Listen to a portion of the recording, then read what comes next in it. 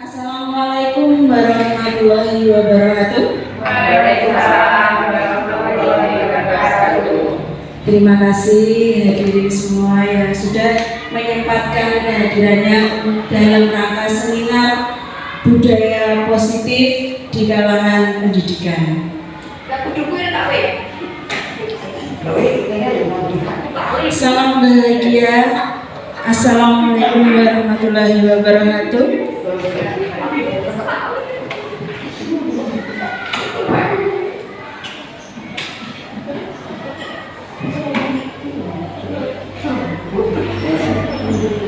Dalam budaya positif itu terdapat beberapa aspek yang diantaranya cara mendisiplinkan anak. Menurut Anda semua, hukuman dalam mendisiplinkan anak itu apakah diperbolehkan atau tidak, ibu-ibu?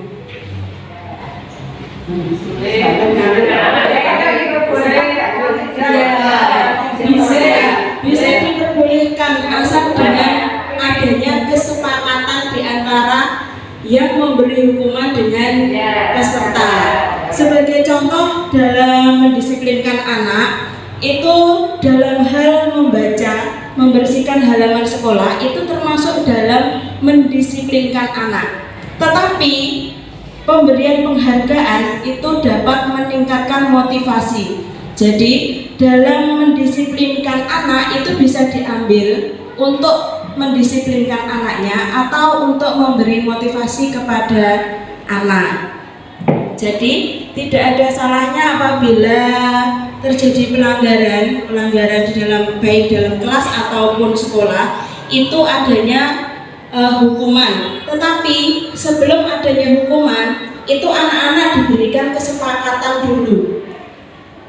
Bagaimana cara memberikan kesepakatan itu? Biasanya di awal semester itu setiap kelas itu membuat kesepakatan kelas. Seperti apa contohnya? Semisal kalau datangnya terlambat, nanti kesepakatannya seperti apa? Misalkan anak boleh mengikuti pelajaran, tetapi dengan kesepakatan nanti sehabis pulang sekolah anak-anak diberikan tugas lagi, tugas tentang bagaimana cara disiplin dalam berpakaian. Itu contoh. Semisal lagi tentang anak tidak mengerjakan PR, itu tidak boleh diberikan kekerasan seperti kekerasan fisik atau kekerasan verbal. Kekerasan fisik itu contohnya apabila tidak mengerjakan PR, anak-anak disuruh lari-lari, anak-anak disuruh membersihkan toilet, itu termasuk dalam kekerasan fisik. Nah, itu nanti akan timbul rasa dendam anak. Nah, contohnya bagaimana kalau kita semisalkan anak tidak mengerjakan PR, kita lihat kesepakatan, kita tanya dulu kepada anaknya. Kalau semisal anak A yang tidak mengerjakan PR, ditanya kenapa tidak mengerjakan PR, alasannya apa? Lalu anak-anak ditanya lagi, sesuai kesepakatan awal semester, kalau kamu tidak mengerjakan PR, kamu harus apa? Nah, anak-anak akan berpikir lagi, mengulang kembali. Oh iya, kalau saya tidak mengerjakan PR, berarti saya harus mengulang lagi PR itu atau merangkum pembelajaran. Itu contoh positifnya untuk anak-anak. Jadi tidak boleh diberikan kekerasan psikis atau kekerasan verbal. Kekerasan verbal itu contohnya kita langsung menjudge anak, kamu bodoh. Nah, itu tidak boleh. Nah, itu kekerasan verbal seperti itu yang harus dihilangkan. Selain itu,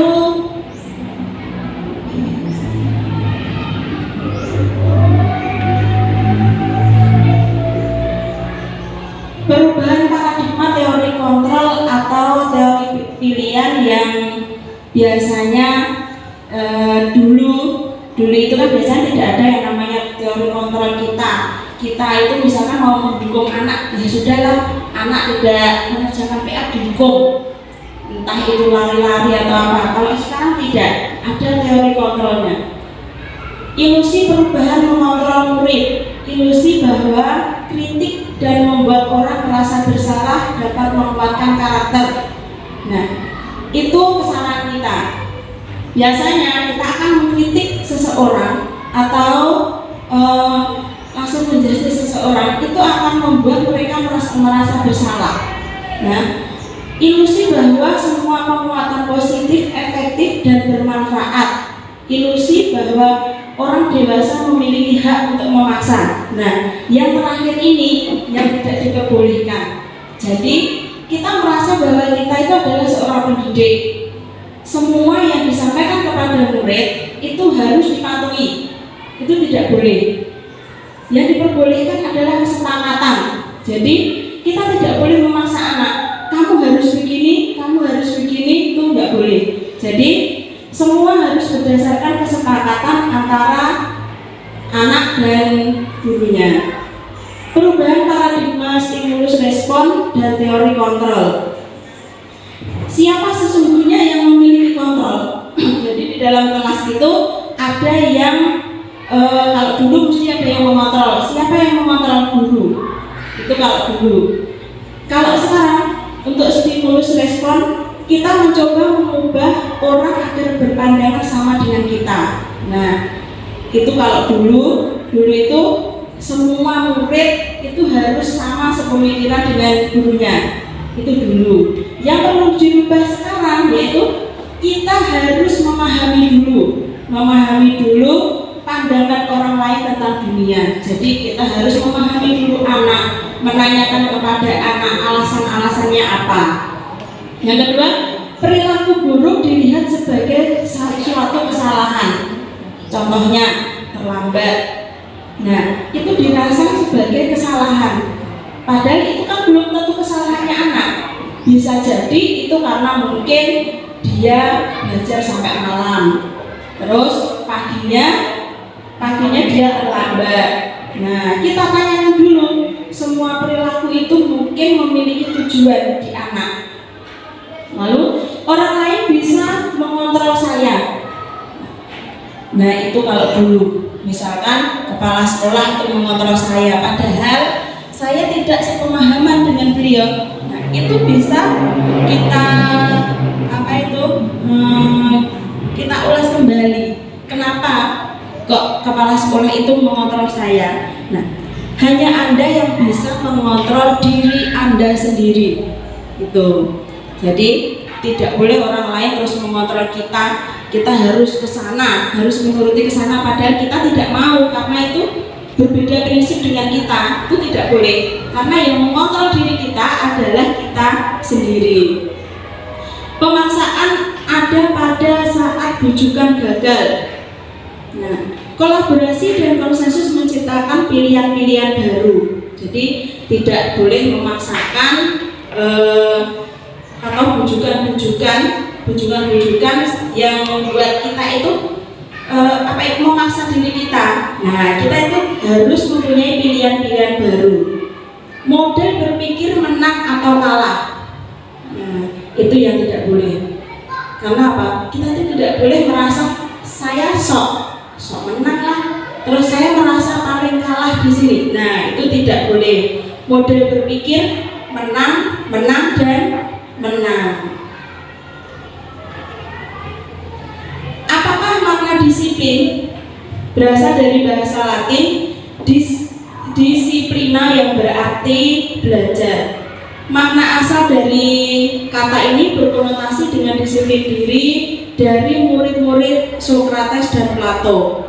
Disiplin diri membuat orang menggali potensinya menuju sebuah tujuan apa yang dia hargai.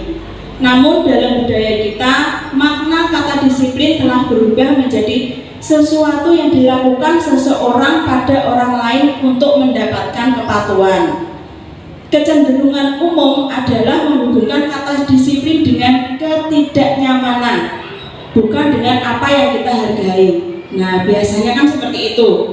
Disiplin itu lebih cenderung bahwa itu harus dipatuhi. Itu. Jadi bukan disiplin dari diri yang harus kita biasakan setiap hari. Tetapi kita itu masih menganggap bahwa disiplin itu adalah untuk mendapatkan kepatuhan, bahwa disiplin pasti patuh. Yang kedua, eksplorasi konsep teori motivasi, hukuman, penghargaan, dan restitusi. Teori motivasi perilaku manusia yang pertama, untuk menghindari ketidaknyamanan hukuman, apa yang akan terjadi apabila saya tidak melakukannya. Itu motivasi eksternal. Untuk mendapatkan imbalan dari orang lain atau institusi, apa yang saya dapat apabila saya melakukannya. Itu motivasi eksternal. Jadi motivasi itu kalau dia itu melakukan sesuatu hanya karena saya mendapatkan imbalan, itu termasuk dalam motivasi eksternal. Untuk menghargai diri sendiri, saya akan menjadi orang yang seperti apa bila saya melakukannya dari diri sendiri.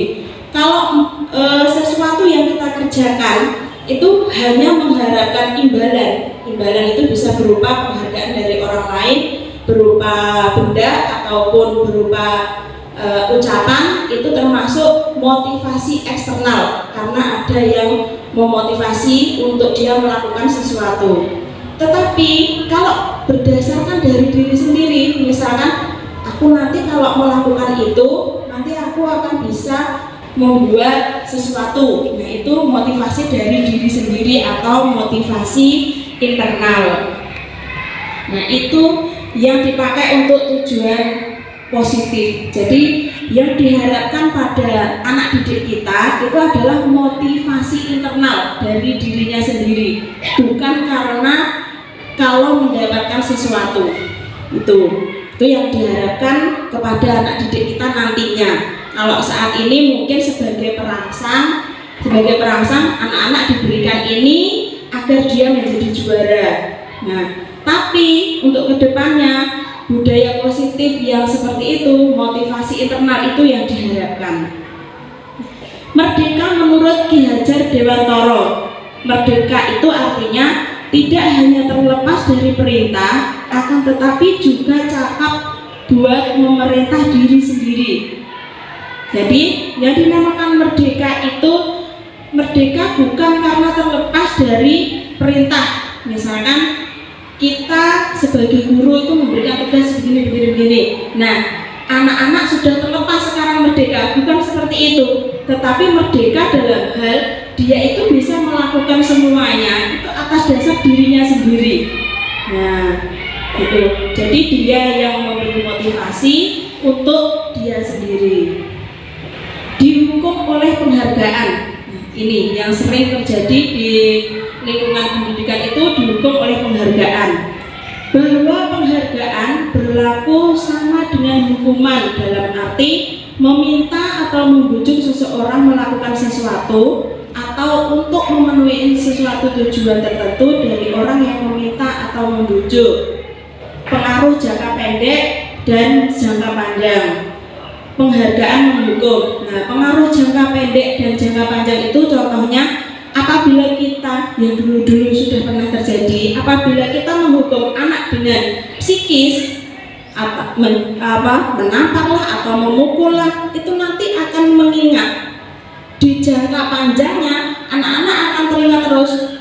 Pada saat ketemu, oh iya, guru kae sing gaene nampar aku, merga aku gak iso nggarap matematika. Nah, itu dalam jangka panjangnya. Dalam jangka pendeknya, mungkin anak-anak akan merasa bersalah. Nyapa toh aku tidak bisa mengerjakan itu jangka pendeknya. Sekarang untuk penghargaan menghukum. Contoh dari penghargaan menghukum itu pemberian hadiah pada saat perankingan atau memberikan ranking pada saat semesteran. Makanya saat ini tidak ada lagi yang namanya peringkat kelas, karena peringkat kelas itu adalah penghargaan yang menghukum. Maksudnya apa?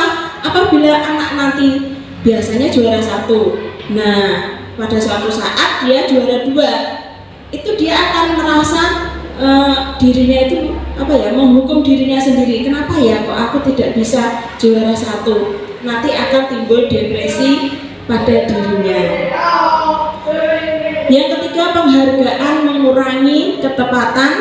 Penghargaan itu tidak efektif dan penghargaan itu bisa merusak hubungan. Dengan maksud, kalau kita biasanya memberikan penghargaan verbal kepada salah satu anak, oh kamu itu bodoh, kamu itu gak seperti temanmu gini. Nah itu akan merusak hubungan antara guru dengan siswa. Nah siswa akan mengingat-ingat terus sampai nanti. Ini contoh untuk dihukum oleh penghargaan. Penghargaan menurunkan kualitas. Akhirnya kalau anak itu terbiasa memperoleh penghargaan di setiap semester, dia itu akan sombong dan menurunkan kualitas pertemanannya, kualitas menghargai dengan orang lain. Nah, penghargaan mematikan kreativitas. Ya, karena apa? Kalau sudah ada yang biasanya ada yang juara 1, 2, 3. Nah, anak yang lain itu pasti gini, halah, biasanya aku gak sasi nau, paling sing untuk juara 1, 2, 3 itu ya anak itu aja. Nah, itu yang mematikan kreativitas. Penghargaan mengurangi motivasi intrinsik, ya, mengurangi motivasi yang ada diri sendiri. Itu yang harus dihilangkan dari penghargaan. Bentuk program kebajikan atau apresiasi. Dalam memberikan apresiasi atau pengakuan perlu diingat beberapa hal. Yang satu, beri pengakuan secara khusus, beri pengakuan secara pribadi, lalu beri pengakuan kepada semua murid secara bergantian. Pengakuan harus secara konsisten, fokus pada proses. Contoh dari pengakuan atau apresiasi, misalnya dalam pembuka, kemarin saya perhatikan rasa empatimu sangat besar sekali. Situasi pada saat menolong murid baru di kelas kita. Pembuka, saya menghargai kepedulianmu. Itu digunakan pada saat kamu membantu teman-temanmu di tugas kelompok. Nah, itu satu bentuk apresiasi kepada siswa. Jadi bukan apresiasinya bukan kamu anak yang pandai, kamu anak yang pintar, tapi bukan seperti itu. Tapi bentuk apresiasi yang diberikan kepada anak itu contohnya seperti saya menghargai kepedulianmu dalam menolong teman. Nah, untuk teman-teman yang lain, contohlah perbuatan budi. Nah, seperti itu. Tugas perbedaan hukuman dan konsekuensi. Kalau misalnya dilihat dari contoh yang pertama, mencatat 100 kali dalam buku kalimat, saya tidak akan terlambat lagi karena terlambat sekolah. Nah, itu termasuk konsekuensi atau hukuman? Hukuman, betul. Karena dia akan mengingat-ingat, wah aku kemarin disuruh mencatat ini 100 kali sampai tangan saya capek. Itu termasuk hukuman. Yang kedua, lari mengelilingi lapangan basket 2 kali karena terlambat. Itu iya jelas hukuman psikis, fisik. Yang ketiga, murid diminta untuk push up 15 kali. Jelas itu hukuman. Menggantikan kertas tugas lembar yang telah dicoret-coret. Konsekuensi atau hukuman? Konsekuensi, betul.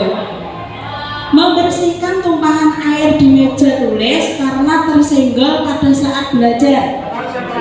Ya, konsekuensi.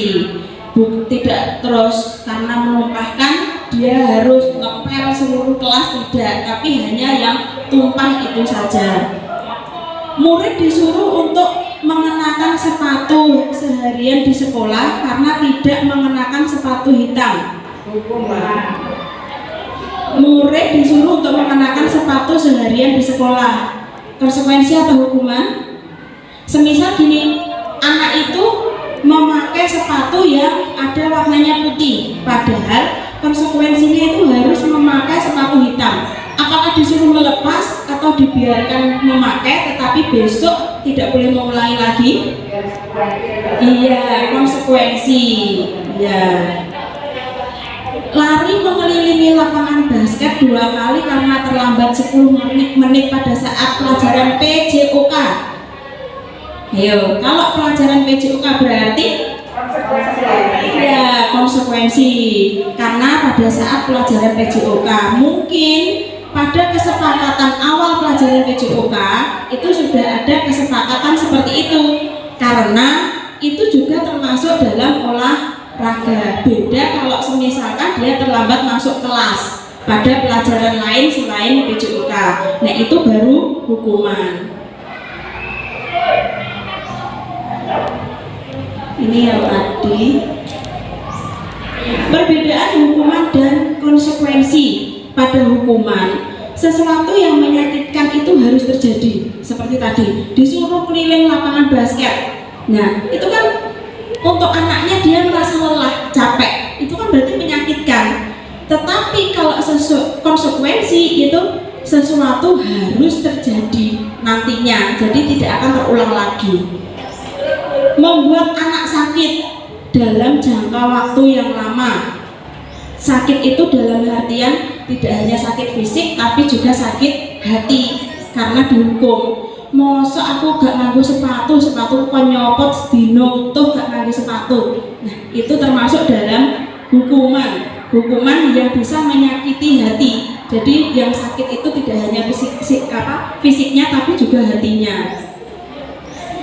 Kalau dalam konsekuensi membuat anak merasa tidak nyaman dalam jangka waktu yang pendek, jadi hanya jangka waktu yang pendek saja, tapi setelah itu anak akan menyadari, oh iya, saya itu tidak memakai sepatu hitam, itu merupakan kesalahan saya sendiri. Jadi dia itu sakitnya itu hanya sebentar, hanya jangka pendek, jadi tidak dibawa terus sampai dalam waktu yang lama. Anak membenci kedisiplinan, nah itu yang tidak diperbolehkan. Padahal misalkan anak itu tidak memakai sepatu hitam, kalau disuruh melepas sepatu akhirnya dia membenci dengan disiplin. Nyapa toh enek disiplin gue, kuduke gak enek disiplin, jadi iso bebas. Nah itu yang tidak diperbolehkan. Yang harus dilakukan yaitu anak menghargai disiplin. Dengan dia diberikan kesepakatan, dia akan menghargai. Oh iya, kudu enek disiplin kayak kan ya ben api, ben rapi, kanca-kancane ben padha. Nah, dalam hukuman ada paksaan. Jadi seakan-akan anak dipaksa, kamu harus lepas sepatu karena tidak memakai sepatu hitam. Nah, yang harusnya terjadi adalah anak diberikan stimulus, diberikan rangsangan dahulu, ditanya mengapa tidak memakai sepatu hitam. Nah, setelah anak menjawab, baru kita tanggapi, seharusnya kamu tidak begitu, harusnya itu kemarin sudah dipersiapkan, jadi besok kalau sekolah tidak akan keliru memakai sepatu lagi. Begitu. Dalam hukuman mendorong anak menyakiti diri sendiri. Nah, seperti hanya dalam misalkan kita memberikan penghargaan kepada orang lain, dia akhirnya menyadari, nyapa toh kok aku gak bisa jadi juara, kok koncoku kae sing iso jadi juara, padahal aku ya belajar. Nah, itu contoh anak menyakiti dirinya sendiri, mikir. Nah, seharusnya mendorong anak agar mudah menyesuaikan diri, baik itu di dalam kelas ataupun di luar kelas. Hukuman konsep diri yang buruk. Jadi karena adanya hukuman, dia itu menganggap semua yang dia lakukan itu tidak baik. Nah, harusnya yang terjadi adalah konsep diri yang baik. Dalam hukuman ada anak belajar untuk menyembunyikan kesalahan. Contoh seperti pada saat ujian. Nah, anak-anak ada yang mencontek. Itu kan contoh dari dia menyembunyikan kesalahan. Dia tahu bahwa itu salah, tetapi dia takut dihukum. Makanya dia bilang kalau menyembunyikan semuanya itu bahwa dia itu mencontek. Seharusnya yang terjadi adalah anak belajar untuk mematuhi peraturan. Jadi dengan adanya konsekuensi itu, anak akan mengetahui peraturan-peraturan yang ada di kelas. Dalam hukuman terdapat rasa marah, rasa bersalah, dipermalukan, merasa tidak dihargai. Nah, itu penting. Kenapa? Kalau misalkan anak dihukum lari-lari atau lepas sepatu, dia akan merasa tidak dihargai. Akhirnya teman-temannya kan terus membuli. Nah, itu berarti anak itu merasa tidak dihargai oleh gurunya, juga oleh teman-temannya. Yang terjadi seharusnya kehilangan hak, dibuat tidak nyaman, diasingkan hanya untuk sementara. Jadi dia misalkan datangnya terlambat, dia diberikan hukuman untuk di luar sebentar, misalkan 10 atau 15 menit, habis itu dia masuk lagi. Atau misalkan dia tidak memakai sepatu, baik itu harusnya warna hitam, kok dia tidak warna hitam, biarkan dipakai dulu, tetapi dengan konsekuensinya besok tidak boleh diulangi. Sekarang untuk yang ketiga, yaitu restitusi. Restitusi adalah proses menciptakan kondisi bagi murid untuk memperbaiki kesalahan mereka, sehingga mereka bisa kembali kepada kelompok mereka dengan karakter yang lebih kuat. Restitusi juga merupakan proses kolaboratif yang mengajarkan murid untuk mencari solusi untuk masalah mereka. Nah, kalau misalkan ada anak yang, contohnya kemarin saya membuat segitiga restitusi itu, contohnya ada anak yang mencontek pekerjaan teman. Ditanya dahulu, kenapa kamu mencontek pekerjaan temanmu? Nah, biarkan anak menjawab, iya Bu, karena kemarin saya tidak belajar, karena kemarin saya main game. Nah, setelah itu kita beri tanggapan, apakah itu baik kalau kamu mencontek? Pasti anak menjawab tidak. Lalu bagaimana sikapmu untuk memperbaiki itu? Bagaimana caranya agar itu tidak terulang lagi? Anak diberikan stimulus dulu. Nanti anak akan mengeluarkan pendapatnya. Bagaimana kalau besok saya tidak akan mencontek lagi? Nah, tidak mencontek itu dari mana? Saya tahu kalau kamu nanti tidak mencontek lagi. Saya akan belajar lebih tekun agar saya tidak mencontek lagi. Nah, itu adalah contoh dari konsekuensi atau restitusi kepada anak.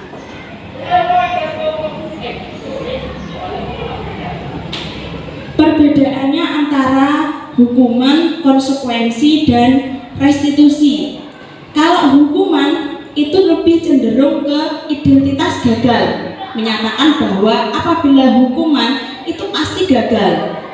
Beda dengan konsekuensi dan restitusi, itu tujuannya nanti untuk mendisiplinkan anak agar anak itu sukses dalam hal mengatur dirinya sendiri. Dalam hukuman, sesuatu yang menyakitkan itu mesti terjadi, baik itu menyakitkan dalam hati, dalam jangka waktu yang pendek atau dalam jangka waktu yang panjang. Kalau di dalam konsekuensi, sesuatu memang harus terjadi, tetapi untuk pembenahan yang akan. Ciri-ciri restitusi itu ada 9. Bukan untuk menebus kesalahan, namun untuk belajar dari kesalahan. Jadi dia itu diberikan konsekuensi, misalkan dia datang terlambat atau mencontek, dia itu tidak untuk menebus kesalahan, melakukan hukuman itu, tetapi untuk belajar agar tidak terulang lagi. Yang kedua, memperbaiki hubungan. Jadi dengan adanya konsekuensi itu di restitusinya, dia itu akan di konsekuensinya, misalkan guru memberikan konsekuensi kepada murid, kamu harus begini. Nah, di restitusinya itu agar hubungan itu kembali lagi.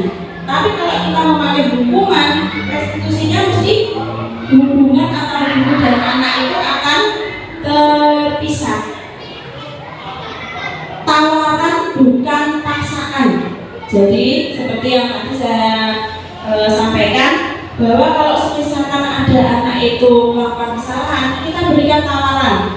Tawarannya itu kepada anak sendiri, harus apa yang kamu lakukan, seperti itu. Restitusi menuntut untuk melihat ke dalam diri. Restitusi mencari kebutuhan dasar yang mendasari tindakan. Restitusi diri adalah cara yang paling baik. Jadi melihat dari dirinya sendiri kesalahannya apa dan bagaimana harus memperbaikinya itu seperti apa, itu restitusi diri. Restitusi fokus pada karakter bukan tindakan. Restitusi fokus pada solusi. Restitusi mengembalikan murid yang berbuat salah pada kelompoknya. Eksplorasi konsep yang ketiga yaitu keyakinan kelas. Mengapa tidak peraturan saja? Mengapa harus keyakinan kelas? Mengapa kok di dalam kelas itu tidak harus peraturan? Peraturan bahwa yang terlambat itu nanti harus pulang, yang terlambat nanti harus keliling lapangan. Kenapa harus keyakinan atau kesepakatan kelas? Mengapa kita memiliki peraturan harus menggunakan helm bila mengendarai kendaraan roda 2? Mengapa kita harus memiliki peraturan seperti itu? Itu peraturan atau keyakinan kalau memakai helm? Lebih ke peraturan, ya, karena akan ada hukumannya. Mengapa kita memiliki peraturan 3M, menggunakan masker, mencuci tangan, dan menjaga jarak? Mengapa kita memiliki peraturan seperti itu? Kenapa kok kita harus memakai masker dan mencuci tangan itu mengapa? Iya, itu keyakinan agar kita dari diri sendiri itu bisa, oh iya ya, dengan aku memakai masker nanti itu berguna untuk diriku sendiri biar tidak terkena virus dari luar. Mengapa kita memiliki peraturan harus datang tepat waktu pada saat mengikuti pelatihan? Mengapa harus tepat waktu? Itu keyakinan atau hukuman atau peraturan? Peraturan, ya. Tidak keyakinan. Kalau misalnya kita terlambat, kita kan ilmunya berkurang. Yang seharusnya sudah dimulai, kita datangnya terlambat. Nah, itu berarti keyakinan. Ya, isim mulai kayak berarti keyakinan.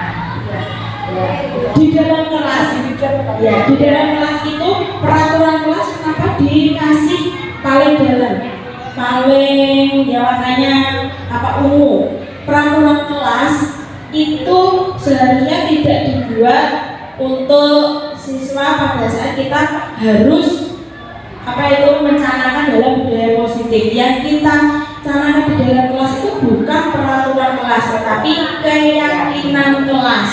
Ya. Kalau keyakinan kelas itu sudah terjaga, anak-anak sudah memotivasi secara intrinsik, maka lingkungan positif itu akan mudah terjadi. Lalu budaya positif yang kita kagumkan dari awal itu akan mudah tercapai. Nah, ini contoh dari kesepakatan kelas.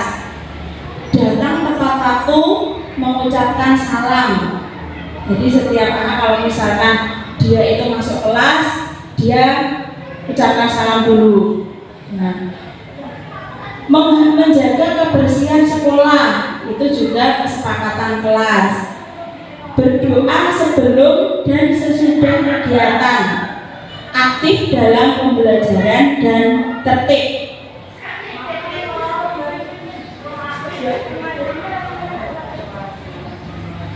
Kegiatan pendalaman keyakinan kelas pada tabel itu, rasa hormat itu terdiri dari terlihat, terdengar, dan berperilaku. Rasa hormat datang tampak seperti datang tepat waktu, tetapi tidak tampak seperti hadir terlambat. Nah, sekarang untuk pertanyaan pada keyakinan kelas, saya selalu kembalikan buku ke tempatnya. Itu bentuk keyakinan kelas apa tidak? Iya, saya rapi. Keyakinan, ya. Dilarang mengganggu orang lain, termasuk dalam keyakinan. Ya. Hadir di sekolah 15 menit sebelum pembelajaran dimulai. Keyakinan atau peraturan? Keyakinan.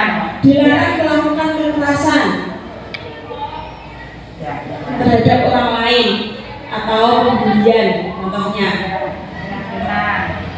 Bergantian atau menunggu giliran, itu keyakinan. Menggunakan masker, keyakinan. Jangan berlari di kelas, itu juga keyakinan. Nah, eksplorasi konsep yang keempat yaitu kebutuhan dasar manusia dan dunia berkualitas. Nah, kalau kita kebutuhan dasar manusia itu ada 4, ada 1, bertahan hidup. Bagaimana cara kita bertahan hidup? Cara kita bertahan hidup adalah ada 4 yang harus kita punyai: kasih sayang dan rasa diterima. Jadi kalau misalkan kita ingin bertahan hidup dimanapun, itu harus ada rasa kasih sayang kepada semuanya dan rasa diterima. Jadi kita nyaman dulu di tempat yang ditinggali. Yang kedua yaitu penguasaan terhadap lingkungan yang ditinggali itu. Lalu yang keempat kesenangan. Yang ketiga kesenangan. Kalau kita sudah nyaman, sudah merasakan kasih sayang, sudah menguasai tentang lingkungan itu, maka kita dengan otomatis akan mendapatkan kesenangan, senang. Lalu yang keempat adalah kebebasan. Dengan kita senang, kita akan merasa bebas di situ karena sudah se-server atau se-aliran. Pembelajaran 5 yaitu 5 posisi kontrol. 5 posisi kontrol itu ada penghukum, pembuat rasa bersalah, teman, pemantau, dan manajer. Kalau misalnya menghardik atau menunjuk-nunjuk, menyakiti, menyindir itu termasuk dalam hukuman. Terus kalau misalnya kita begini, marahi kowe loh, kowe kan gak ngomongin mesti mau gak pecah. Nah, itu berarti termasuk ke dalam pembuat rasa bersalah, itu tidak boleh. Terus yang ketiga, teman, membuat alasan-alasan untuk muridnya. Nah, itu misalkan kamu itu harusnya begini karena Bu Betty ini sudah dekat dengan kamu itu harus menuruti apa yang dibilang Bu Betty. Nah, itu membuat alasan. Memantau, menghitung, dan mengukur. Manajer mengajukan pertanyaan-pertanyaan seperti tadi. Kita berikan stimulus itu termasuk dalam manajer. Guru berkata, kalau ada kata-kata, kalau kamu tidak melakukan, awas ya, atau rasakan ya, itu termasuk menghukum. Iya, menghukum.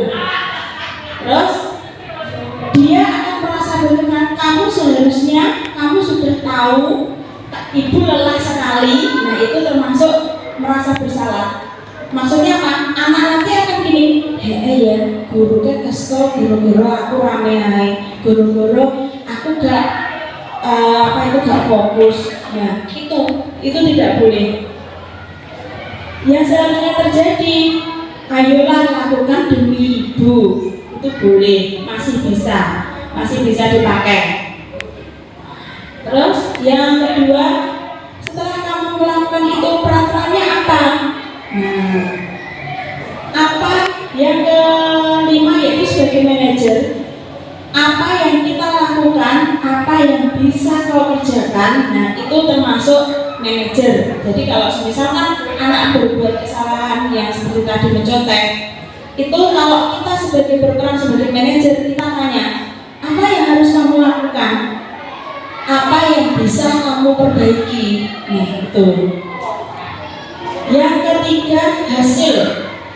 Kalau dalam menghukum, memberontak, menyalahkan orang lain, berbohong. Kalau pembuat rasa bersalah, menyembunyikan, menyangkal, berbohong. Nah,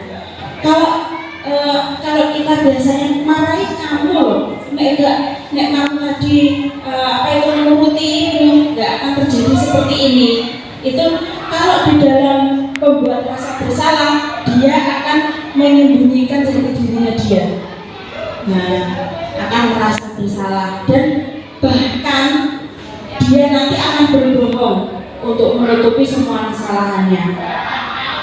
Kalau sebagai posisi kontrol yang ketiga, sebagai teman, kita juga tidak boleh memperlakukan siswa itu sebagai teman itu terlalu berlebihan, karena nanti akan timbul ketergantungan. Sebagai pemantau, menyesuaikan diri dari bila diawasi. Nah, sebagai pemantau itu juga tidak boleh terlalu sering dilakukan. Karena apa? Anak akan merasa, oh aku diawasi terus kalau bukai, wes karena aku menangnya aku gede aku. Nah, yang seharusnya terjadi adalah menguatkan pribadi. Jadi anak sendiri yang memotivasi dirinya sendiri, menguatkan dirinya sendiri. Jadi pada intinya sebagai guru itu kita harus berperan sebagai manajer. Jadi tidak boleh menghukum, tidak boleh memberikan perkataan yang bisa membuat anak itu merasa bersalah. Kalau sebagai teman boleh dilakukan sesekali, tetapi tidak boleh terlalu sering. Lalu sebagai pemantau hanya mengawasi, membuat anak itu akan cenderung dia itu merasa diawasi. Nah, itu tidak boleh. Jadi yang berharga yang nantinya akan digadang bisa berhasil dalam kontrol diri yaitu sebagai manajer untuk murid-muridnya.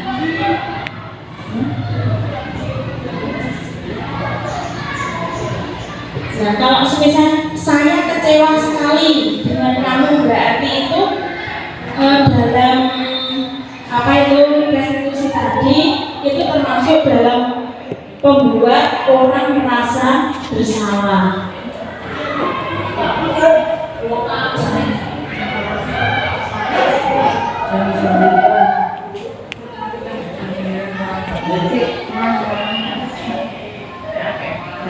Yang keenam yaitu segitiga restitusi. Dalam segitiga restitusi itu ada validasi kebutuhan, menanyakan keyakinan, dan menstabilkan identitas. Misalkan seperti guru berkata, berbuat salah itu hal yang manusiawi. Jadi kita memberikan penguatan dulu kepada siswa bahwa berbuat salah itu hal yang manusiawi. Setiap orang pasti pernah merasakannya. Tidak ada manusia yang sempurna. Bapak Ibu juga pernah berbuat salah. Kita pasti bisa menyelesaikan permasalahan ini. Bapak Ibu tidak tertarik untuk mencari tahu siapa yang benar. Nah, jadi dalam suatu penanganan masalah atau misalkan kita sedang menanyakan masalah apa yang dialami anak, kita itu harus memberikan dulu stimulusnya bahwa berbuat salah itu hal yang manusiawi. Kita menstabilkan suasana dulu, tidak langsung menjudge kamu itu harusnya begini, tidak boleh terlambat, tidak boleh. Nah, yang seharusnya terjadi adalah kita menstabilkan suasana dahulu. Berbuat salah itu hal yang manusiawi. Tidak ada manusia yang sempurna. Baik itu Bapak Ibu itu juga pernah salah.